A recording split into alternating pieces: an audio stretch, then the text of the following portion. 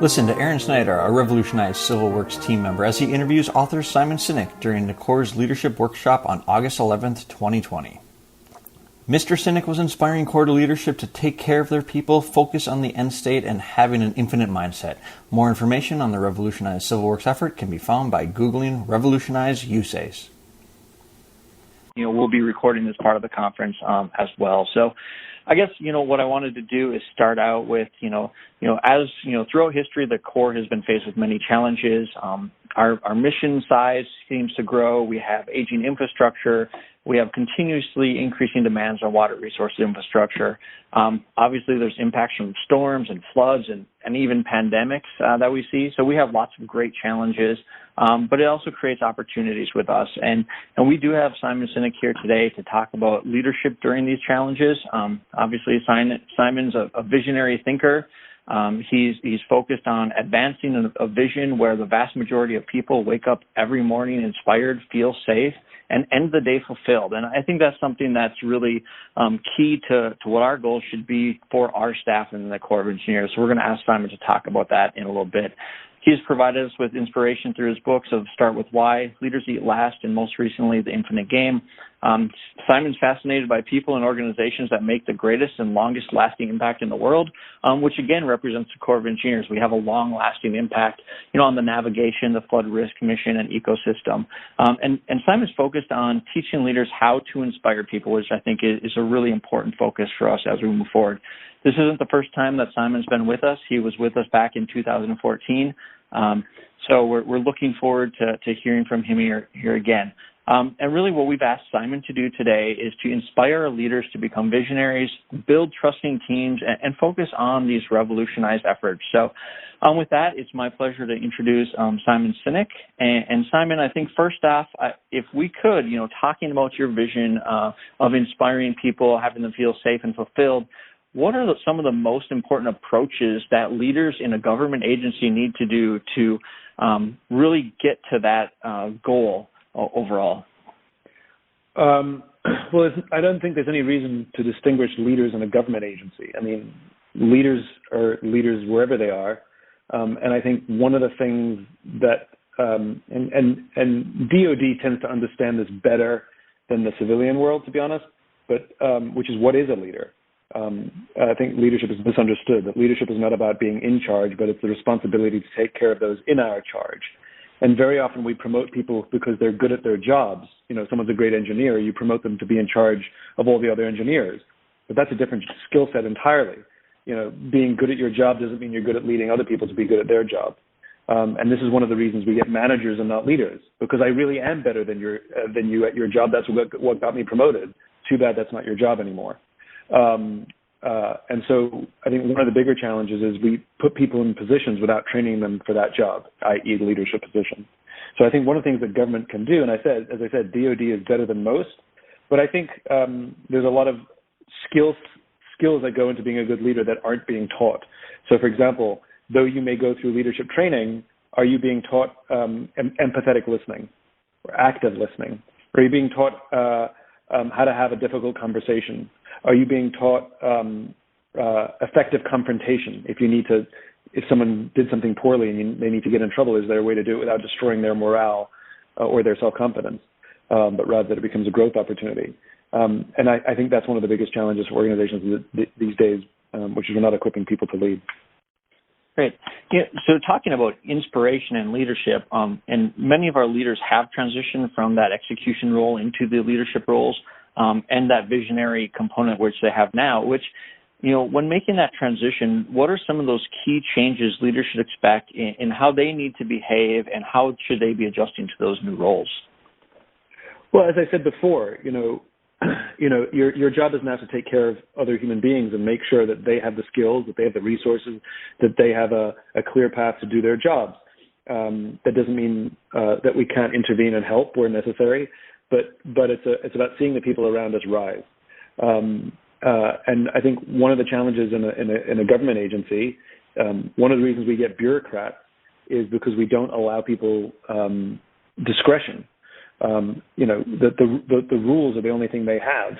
And at the end of the day, we don't trust people to follow rules. We trust people to know when to break them.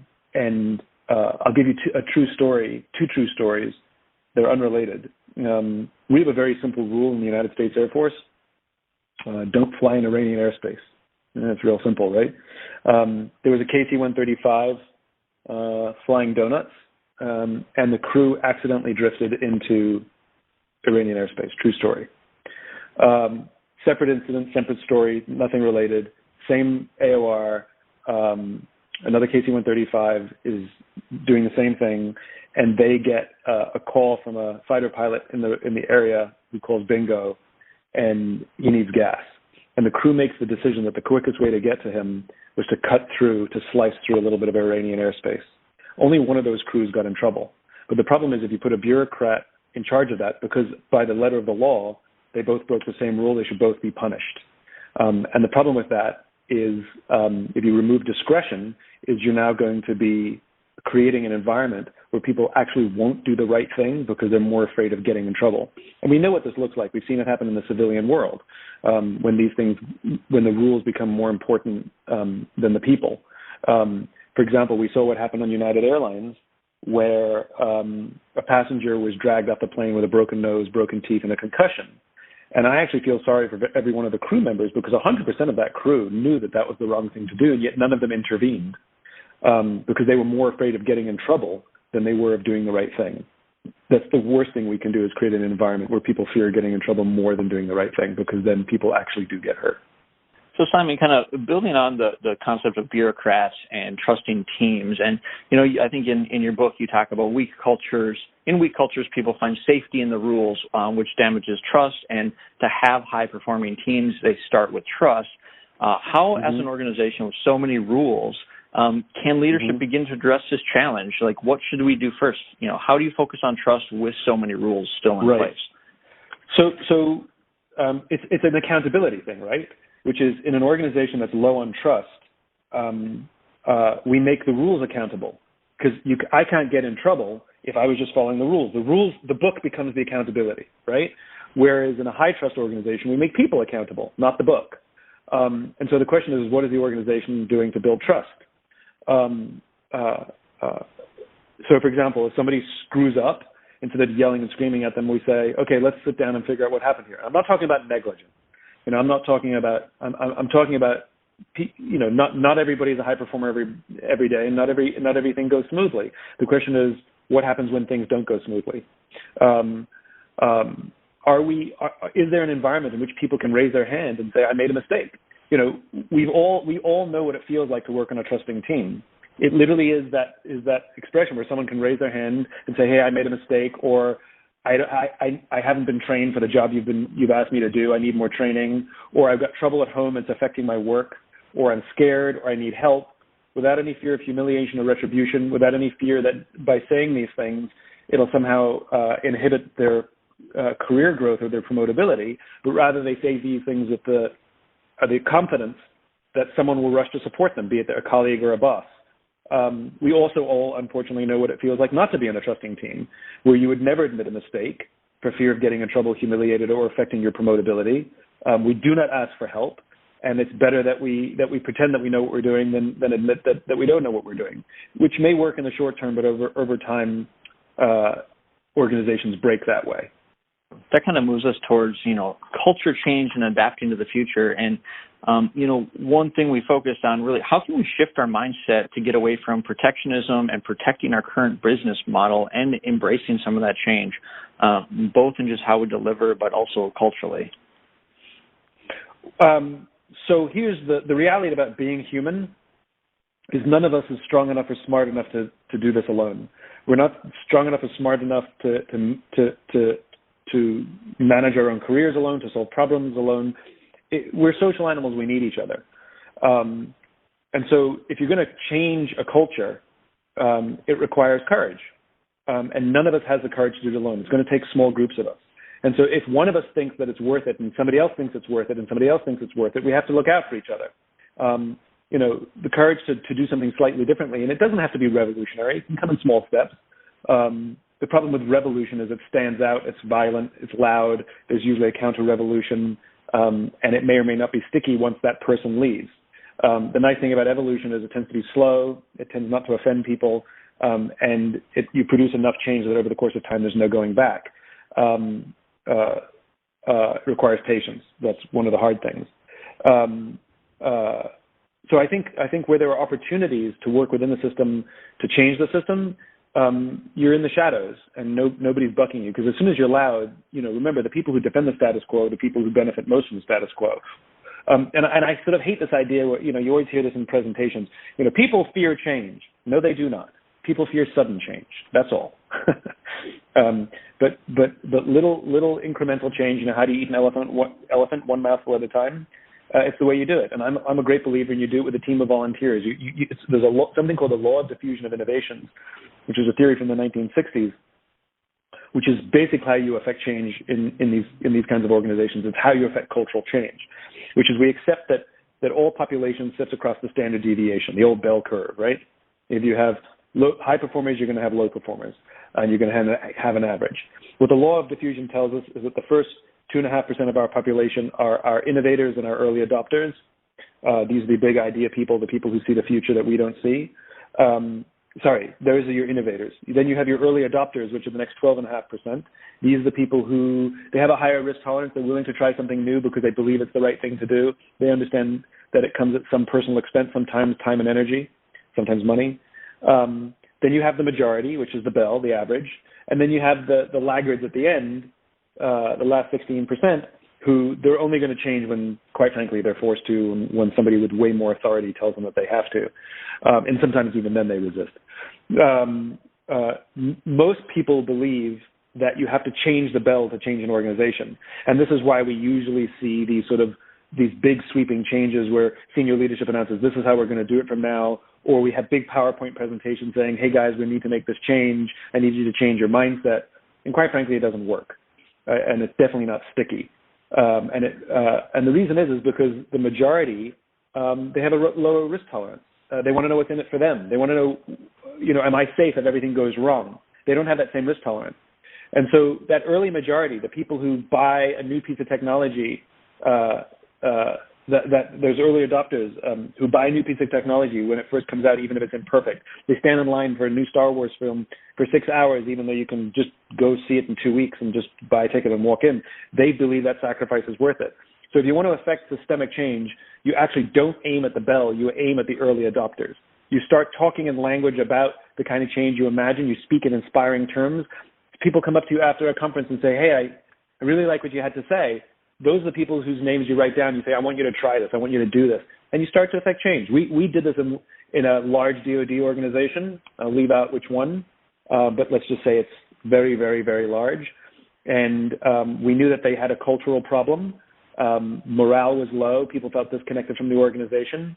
And we started using this law of diffusion of innovations and seeding a new language. And within 2 years, we had senior leadership at the secretary level, included at the secretary level, using the language that we had seeded, and yet we never had a single meeting with senior leadership. It was all law of diffusion. And that change remains sticky to this day. There's been at least 3 or 4 changes of leadership that have happened in this organization since we made the change, and the language and the impact of the cultural change still remains. So, focusing on the early adopters a little bit and, thinking about across the different generations, what can, our senior leaders do today to encourage and enable some of those early adopters and maybe the next generations, our future leaders, to get involved and raise their hand and, take advantage of the talents that they have? So sometimes it's as simple as just allowing them. There's a lot of people with unbridled passion, and it's, we stump on unbridled passion all the time. And it's very hard to create passion. It's very hard to turn it on. It's much easier to turn it off. But the problem is once you turn it off, we disincentivize it being turned back on again. And so if somebody has unbridled passion, the question is, what are you going to do with it?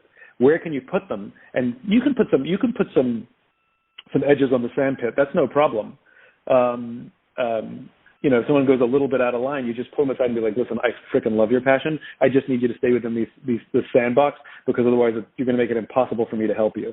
In other words, be encouraging as opposed to yelling at them like, how dare you go outside the line. you've got people who are already affecting change. I bet if I asked you to think about who the people who push the boundaries and who are trying to do the right thing right now, sometimes at personal risk of getting in trouble, you know who they are. Some of them are listening on this call. Equally so, you know who are the ones who will fight tooth and nail to defend the way things have always been done, because that's how we've done it, even though they can't tell you why that's how we do it, or that it's even good that's how we do it. That's just how we've always done it. You know those names too. I'm a great believer in doing things in small pockets, quite frankly. When you have a small, highly functioning team that's full of trust, those people leave and they go off and they join other teams and they bring their skills with them. So you have a lot of unbridled passion in your organization. You have a lot of ideas in your organization. We don't ask junior people what they think. And especially in a hierarchical organization like many DoD agencies, we ask all the senior-most people to sit in rooms and solve problems. These are the same people who haven't served on the front line in sometimes over a decade, and they don't know what the challenges are. I'm a great believer in bringing in very, very smart junior people who sit on the front lines and say, tell us what you see. That doesn't mean they get to make decisions, but it means they get to be a part of the strategy or planning or even tactical process. We're taking guidance from people who literally are seeing and doing things every day. David Marquet, who wrote a book called Turn the Ship Around, he talks about this. He talks about how the people at the top have all the authority and none of the information, and all the people at the bottom have all the information and none of the authority. And the goal is not to push the information up. The goal is to push the authority down.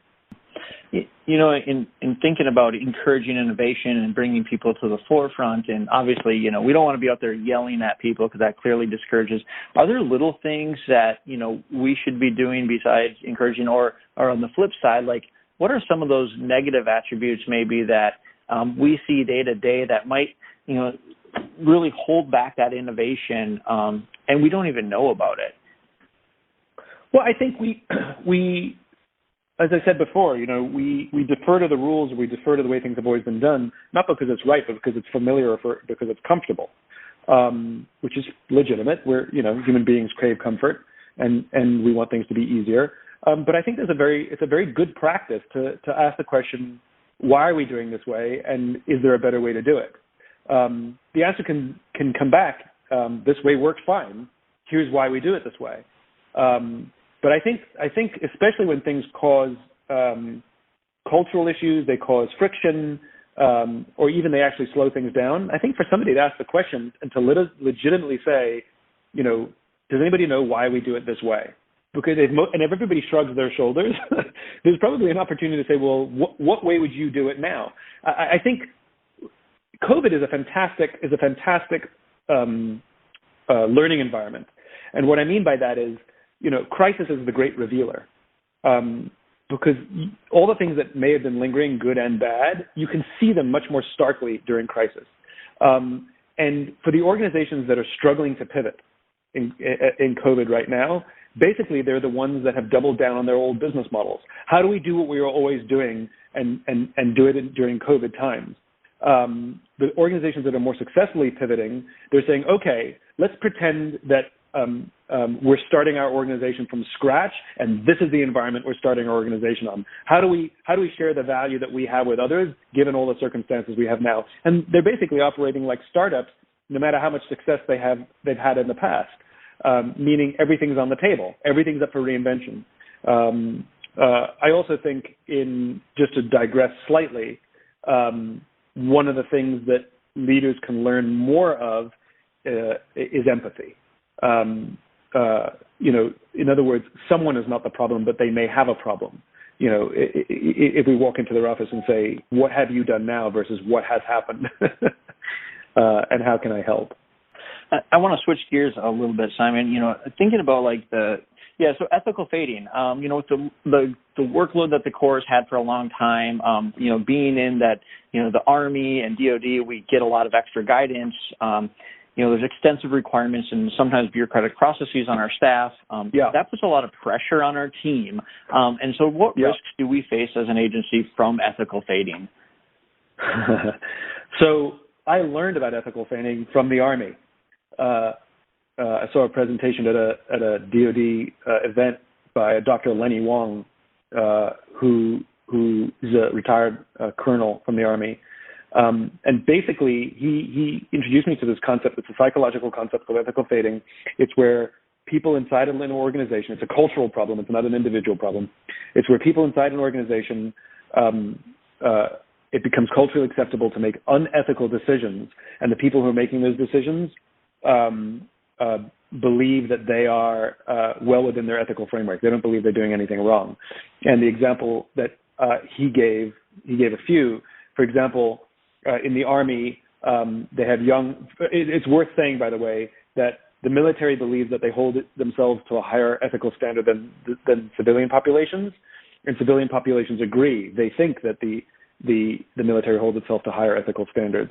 And so when one of the requirements before soldiers were sent downrange is they had to do some online prep training.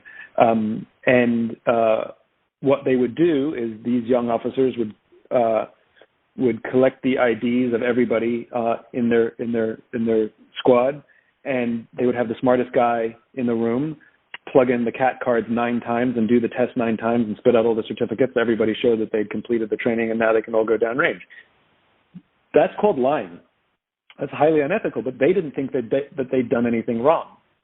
And when questioned about it, they were able to easily rationalize it. It's what you got to do. It's just what my boss wants. It's just the system. I have no choice. Everyone's doing it. Or worse, the Army had created a system where telling the truth actually was more likely to hurt your career more than telling the lie. So by not completing the training and saying it's impossible to do it because you actually have more training required than there are training days in the calendar, you're actually going to hurt your promotability. As opposed to getting everything done, that makes you more promotable because you show that despite unrealistic expectations, look, I can get everything done. So the Army accidentally set up a situation in which soldiers were doing unethical things. So the conditions on ethical fading are basically varying degrees of self-deception, and there's many ways that happens. I talked about one, this kind of rationalizing. We shift the accountability away. You never say, oh, yeah, I lied because I got ahead. You say, it's the system. That's my favorite one. It's the system. I have no choice. That's what's required of me. I got to put food on the table, all of these things. Also, the overuse of euphemisms.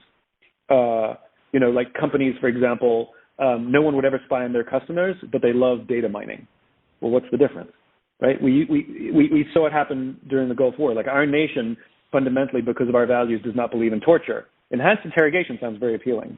By creating euphemisms, we're able to distance ourselves from the impact of our decisions. And organizations that struggle with ethical fading overuse euphemisms.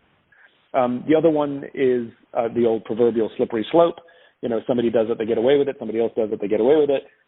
Somebody does something bigger, it works fine, and before you know it, it's pervasive. It's the norm. And so these things need to be shut down. Organizations that suffer from ethical fading, we've seen them in the private sector, pharmaceutical companies who have a patent on an essential drug for cancer patients, for example. They raise the price of that drug, 500, 600, 800, 1,000%. It's not illegal, but my goodness, is it unethical? And yet nobody at the company thinks they've done anything wrong. I think it's really funny when we, in the civilian, when we look at bankers and things like that who created the 2008 stock market crash, and we say things like, how do you sleep at night? And they sleep just fine because they don't think they've done anything wrong. Mm-hmm. The ethical fading is something to be watched for. An infinite mindset is like an insurance policy against it. Excessive focus on short-term metrics and poor leadership are more likely to create ethical fading. Yeah, and talking about metrics and delivery, I think in your book you talked about a corporation where all the metrics were green all the time, but they were hemorrhaging money. Within the core of in the core, we have a lot of metrics on our project delivery that show green quite often, which means would mean that we're succeeding in that delivery. Yet when we hear from our stakeholders, sponsors, and Congress, they say we cost too much and we take too long. Is there something leadership should be doing to bridge that gap or understand what's happening between the short and perhaps long-term performance? Yeah, you're talking about the Ford Motor Company. When Alan Mulally left Boeing and he took over the Ford Motor Company, it was a company in steep decline. And he sat down with his senior executives for his weekly meeting, and he asked them a simple question: tell me how the company is doing. And these are very senior executives, remember. They're all reporting to the CEO. and each of them showed all green on all of their scorecards. And so Mullally asked a simple question, this company is hemorrhaging money and you're telling me everything's fine. That can't be true. And so the next week, the same thing, all green, and he'd say the same thing. This company's hemorrhaging money and you're telling me everything's fine. That can't be true. And eventually one guy mustered up the courage to make one slide red. And it was Mullally's response that was very important. He said, "Thanks for the transparency.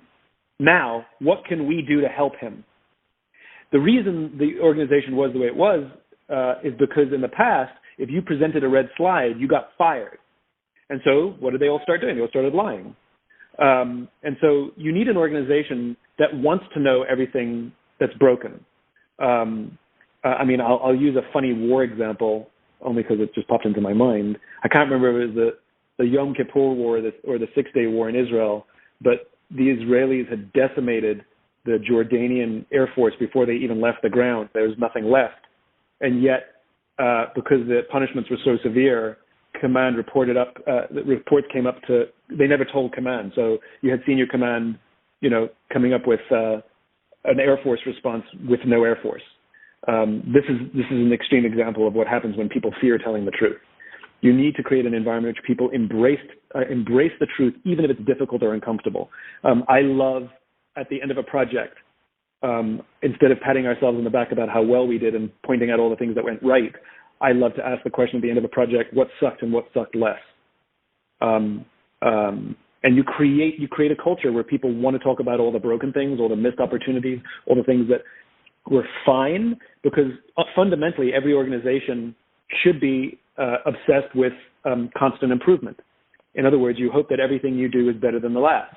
Well, the only way you can do that is if you're really honest about what happened at the last, whether it's a small project or a big project, in micro or macro format. What sucked and what sucked less. Get in the habit of those debriefs.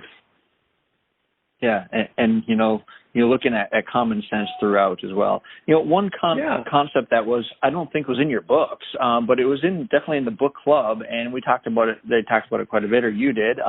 Is dynamic subordination. Could you talk a little bit about that concept and how that could be applied to make an organization more of an infinite organization? And then after this, we'll go into some Q&A with everybody. So please start chatting in those questions.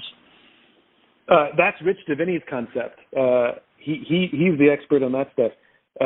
Rich is the former training commander for Dev Group, and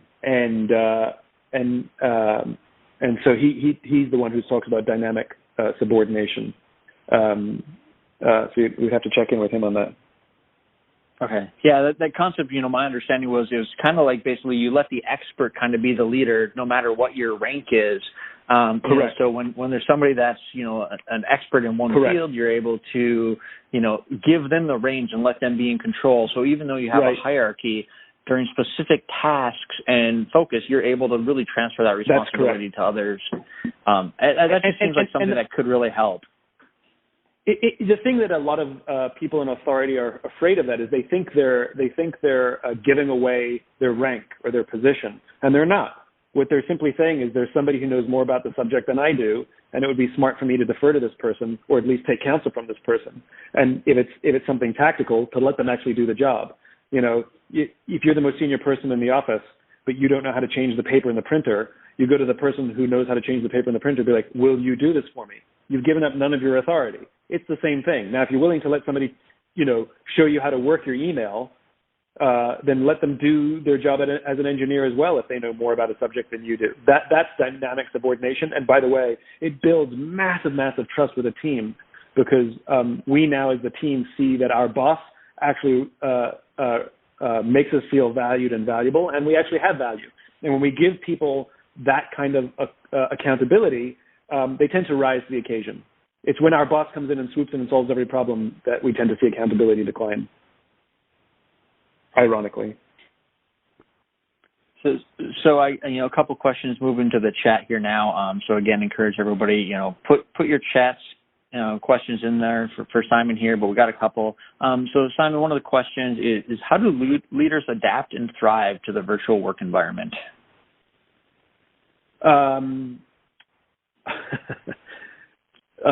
This is very similar to a question I got when COVID started, which was a frequent question I got, which is, how has leadership changed during these COVID times? And the answer is, it hasn't. So, for example, when COVID began, for example, many people in positions of rank or authority did the thing that any good human being would do, which is we called up our team individually on the phone and we said, hey, you okay? How you doing? I'm just checking in with you. Well, why did it take a global pandemic for you to do that? That's called good leadership. You know, somebody's struggling at work, what we usually do is we walk into their office and say, what the hell's the problem? Versus, are you okay? Or worse, we don't say anything. There have been some really funny studies on this. I've forgotten the exact numbers, but you'll get the idea, which is when our bosses ignore us, like don't give us any compliments or criticisms, something like 80% of employees are disengaged from their work. I mean, it's a very high number. When our bosses yell at us, it goes down to like 50% disengagement. And if our boss gives us one compliment on something we do, it goes down to like 5% disengagement. The thing that I find really hilarious about that is getting yelled at actually has us more engaged than our boss ignoring us, because at least we know that we exist, you know, in their lives, which is such a funny thought. But we've seen a lot of good leadership things happen in COVID where we became very human. Well, I hope that those habits remain. One of the hard things about being digital is we're disconnected.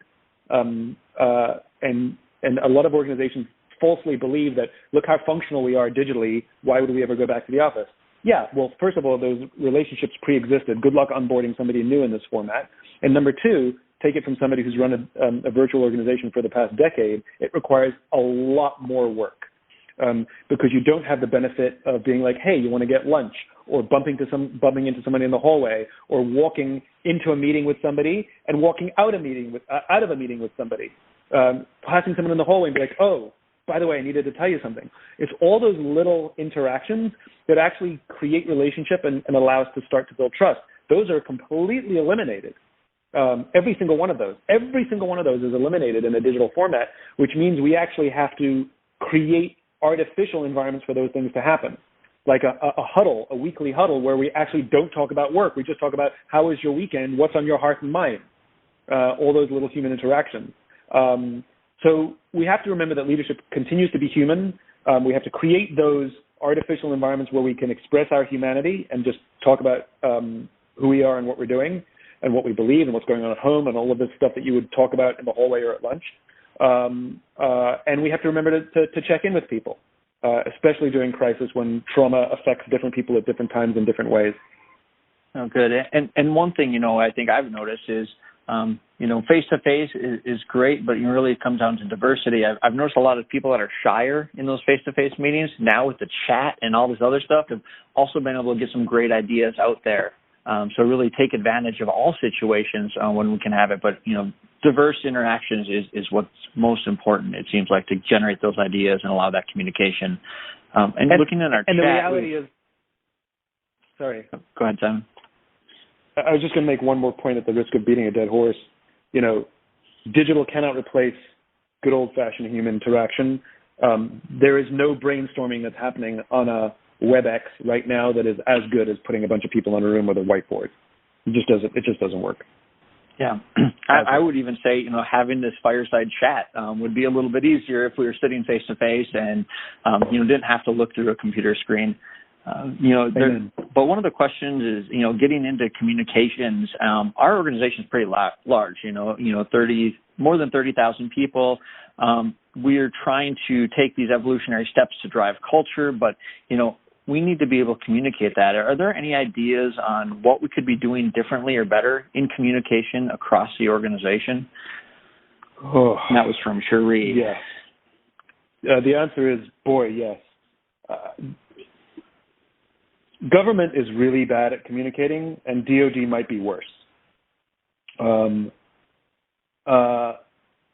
Everything goes too often. So much of the communication is about explaining or fact-based. And I mean, just look at the number of mission statements across DoD, and they're actually or vision statements, even worse. They're not vision statements at all. They're all kind of the same thing. To be the preeminent supplier of blah, blah, blah, offering highest quality, blah, blah, blah, fight, win, blah, blah, blah, whatever it is. They're all the exact same thing.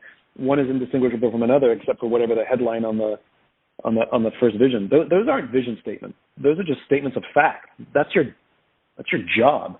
It's not inspiring. That's just what you do.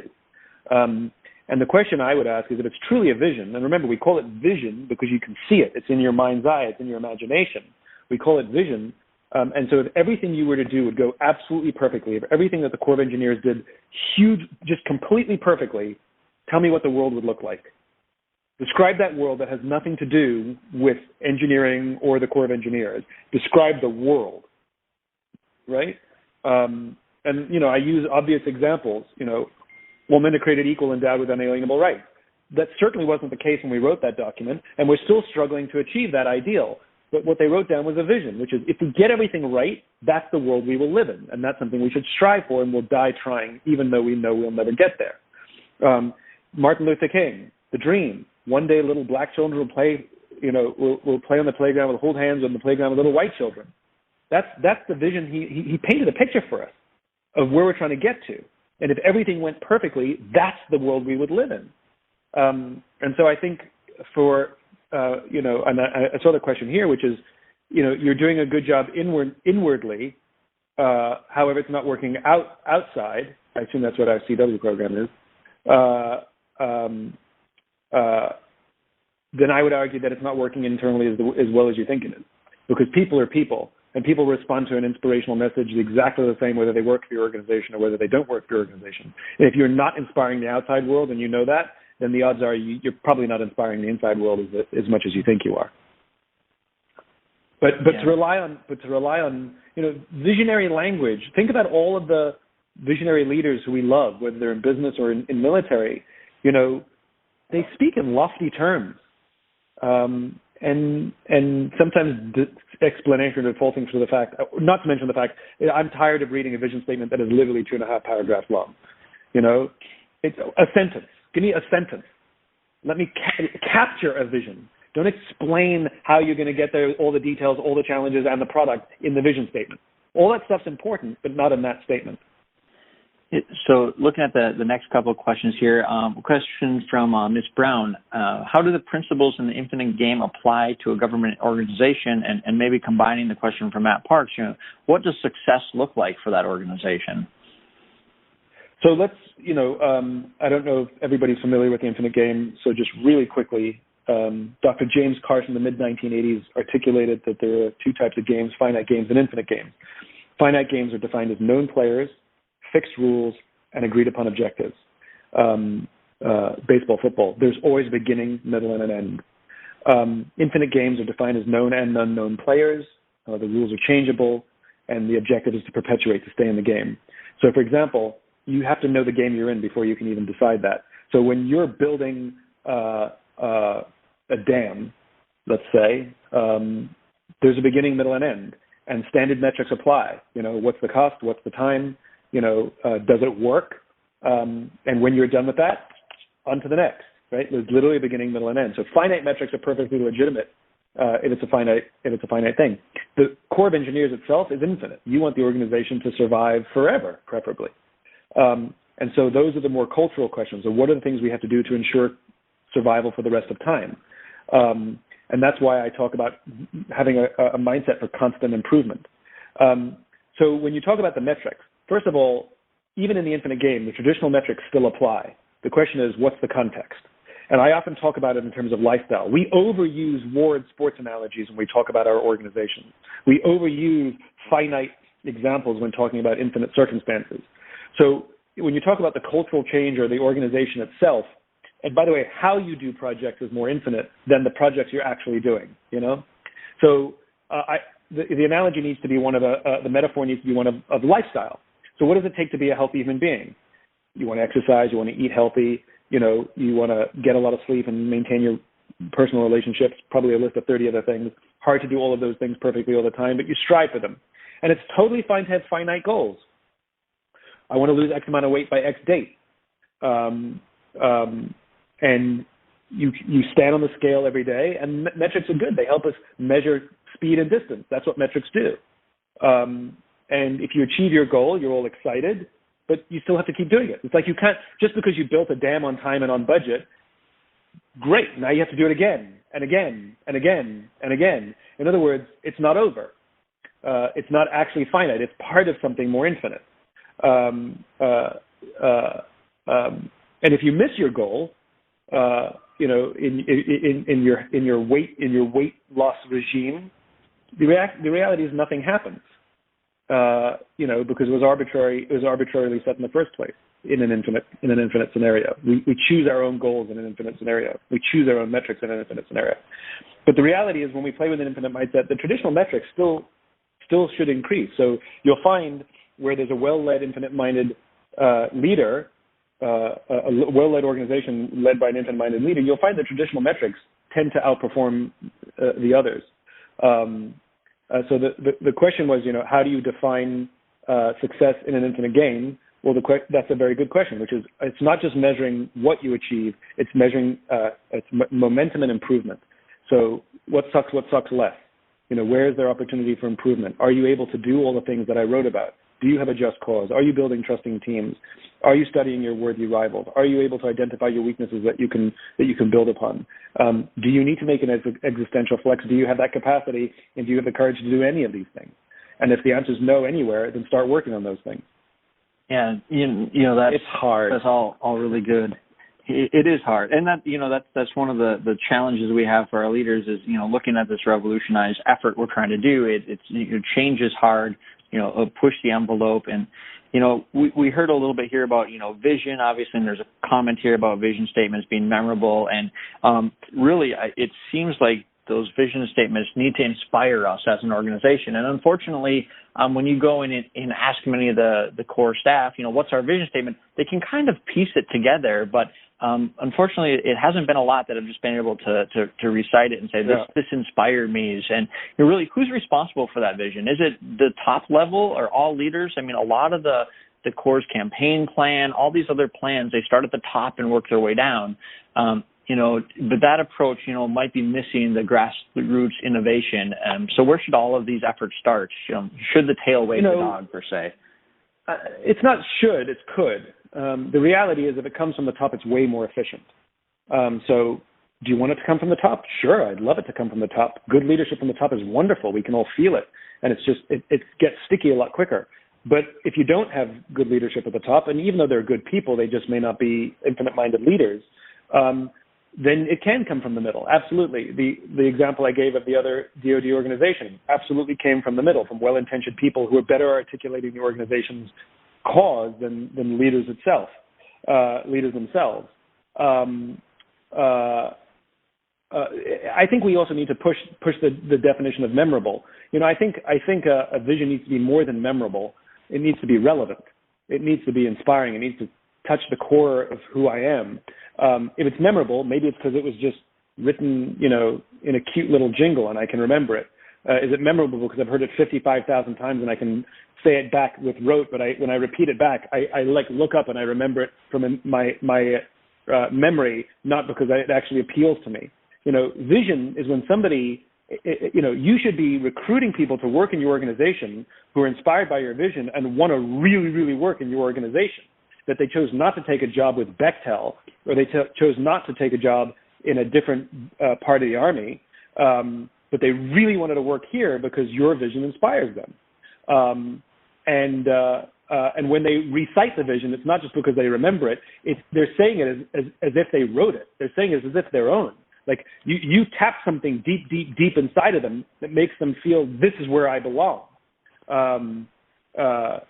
The Marine Corps does an exceptionally good job of this. When Marines talk about anything about the Marine, it's as if they're talking about themselves. It's all stuff that's written on the wall that was drilled into them at boot camp, but they claim it as their own. The Air Force, when the Air Force talks about every airman an innovator, that appeals to that mentality. So a good vision should tap something deep inside of all of us. Let me rephrase. The good vision should tap something deep inside those who belong in the organization. There will be those who don't belong, and the question is, are you recruiting to that ideal, or you're just recruiting to someone's GPA and resume? Because not every engineer belongs in the Corps of Engineers, even the smart ones. Certainly. So I think we're getting close to the end of our time here. And Simon, with, your vision of inspiring leaders, so what would be some, maybe some final parting words that you would have to inspire our leadership to have the courage to make that change and really to be able to implement some of those common sense ideals that we hear about but tend to be so hard? Is there something that you'd say to them and what they should be doing? Yeah, and I like this question here. Everybody's nodding their heads, and yet why isn't anybody doing it? Why is it so hard to implement? It's because we nod our heads, but then we're islands, right? Like we're going to log off or leave the meeting, and that's it. Maybe we'll say to somebody, well, that was fun, or we'll make that complaint. Like, that's so true. How come nobody's doing it? Well, I'm a great believer that leadership is a team sport, that no one's good enough, strong enough, or smart enough to be a leader by themselves. And so who's your leadership buddy? You would never send anybody in to do anything without a battle buddy. You wouldn't, you wouldn't go scuba diving alone. You always take a buddy. Well, who's your leadership buddy? That if you think any of this stuff is important, relevant, and necessary, then turn to somebody who's also here nodding their head, and ask yourselves this question: what's the cheapest, simplest thing we can do with the highest probability of success? In other words, where's something where we can affect very simple change very easily? It doesn't. One of the big mistakes people make is when they look to innovate or affect change, they work. Let me give you an analogy. We want to redo our website, right? So we hired a company and we told them all of the specs or some sort of acquisition, right? It's like we give all the specs and we're going to try and build to that spec, and you know exactly what happens. It costs way more money than expected. It always is late, and it never quite works the way that you want it to work. And then now you spend all your time and energy trying to fix it and make it go back to what it was supposed to do. Here's a better thing. Yes, have the vision of where you're going to, but don't try and build that. Just do the first step. Again, what's the cheapest, simplest thing we can do with the highest probability of success that takes us one step towards that?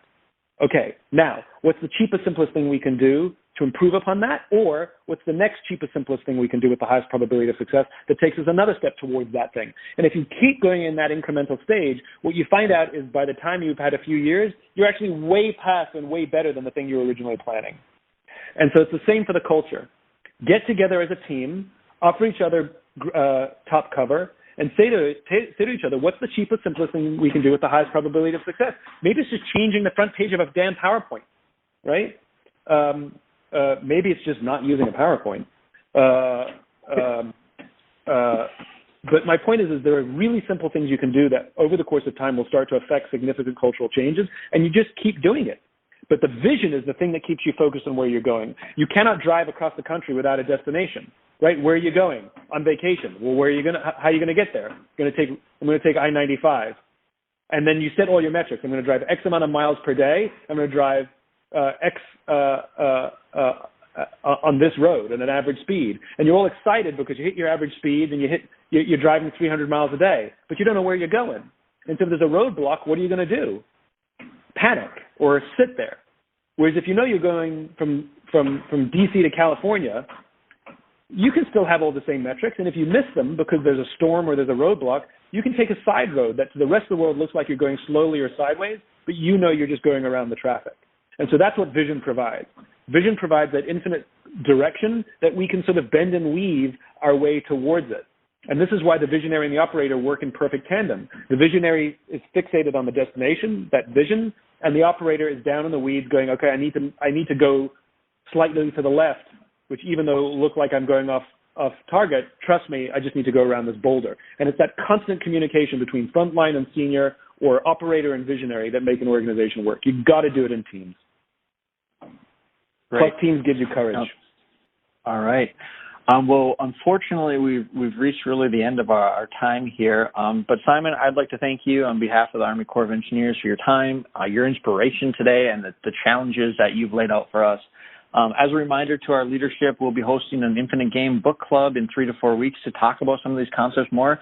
Simon, if you're free, you're more than welcome to join us, of course. But Thanks. before you leave, Simon, Major General Graham would like to say a few words. So, General Graham, I'll turn it over to you. Mr. Sinek, can you hear me okay as we're working through our virtual? Simon, please, yes. Okay. So for everybody out there, this is probably the fifth time I've heard Simon talk. And I don't think he had that many gray whiskers when I first heard him talk. So you can tell he's been working with DOD here for the last couple of years. But every time I've heard him talk, he causes us to think. And that's what we started off today, which is we're going to step, all of you who are running this organization, we're going to step away from the doing for 2 days, and we're just going to concentrate and think about how we're running this organization, right? There's, for all of us senior leaders, there's that old adage that we're overscheduled and underworked, right? Because we go from meeting to meeting to meeting, and those meetings usually all forcing functions, right? That the work happen, right? Because nobody's going to come into the meeting unprepared, and that means progress happened. But these 2 days are precious because my goal here is that by the end of tomorrow, you are mentally frazzled, right? For Simon and when I listen to his talks, or any forum where we're asking to kind of think about how you run an organization, but really when Simon talks, you gauge how much of an impact he had by how desperately you want to get the heck out of this meeting and go get to work and start applying some of this stuff, right? Because he's inspired you, he's caused you to question how you're leading, he's caused you to question how your organization's performing, right? And so that, I'll call it kind of lightning in a bottle, that hopefully, in looking at the chat room, that's some of what Simon's catalyzed in us today. We got to capture that, right? And we got to keep that going. So he's given us some momentum here today, right? Thanks, sir. As he spoke to on this infinite game thing, this doesn't end. Right? So I'm going to just two more things. I'll turn this back over to Simon. You know, when you walk into an organization, I get a new leader that comes work for me. I ask him two things. I did this with Steve Hill when I talked to him yesterday. And it is, hey, what's broke in the organization? If there's anything broke that you see, fix it immediately. If not, what we're looking for is this evolutionary change that Simon talked about, right? Because people aren't scared. They will get on board. And I think that's what Mr. Lee and Mike and the team here have crafted, which is a place of comfort where we can actually challenge ourselves and put forth these changes that are necessary, you know, to deliver for the people who are counting on us. Because they live below our dams, they live outside our levees. All right. So again, Simon, thank you for investing your time with us. It means a great deal, and we truly appreciate it, sir. Thank you, sir. I really appreciate it. And remember, you're not just a group of people with a similar skill set. You're a culture first, and your skills come second. And not every engineer belongs in the Corps of Engineers, but those who do will love being there and be proud to serve. So count me amongst them. Thank you, sir. All right. Thank you. Thanks for joining us for this Inside the Castle podcast. To provide your feedback, email us at cw.infrastructure.team@usace.army.mil. Stay tuned for additional Inside the Castle podcasts as we explore life inside the Corps and revolutionize civil works together.